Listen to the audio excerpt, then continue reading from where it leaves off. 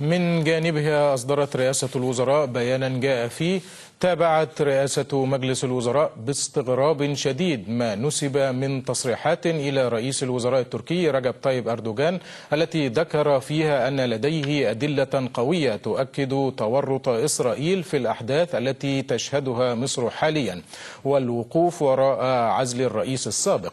وتؤكد رئاسة الوزراء أن هذه التصريحات لا أساس لها من الصحة ولا يقبلها أي عاقل أو منصف، والهدف منها ضرب وحدة المصريين والنيل من مؤسساتهم الوطنية. وتؤكد رئاسة الوزراء أن رصيد مصر من الصبر قد قارب على النفاذ، وأن مصر لا تبادل أحدا العداوة وليست بصدد البحث عن هوية جديدة لها، فعروبتها وإسلاميتها واضحة جلية.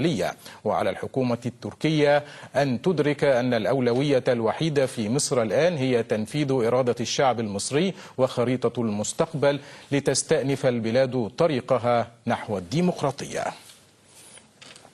كان رجب طيب أردوغان رئيس الوزراء التركي قد واصل تدخله في الشأن المصري، واستمر في تصريحاته المرتبكة منذ سقوط النظام السابق، حيث زعم أن إسرائيل هي من تقف وراء عزل الرئيس السابق محمد مرسي الشهر الماضي. وأشار إلى أنه يمتلك توثيقا يؤكد مزاعمه دون توضيح ماهية هذه الوثائق،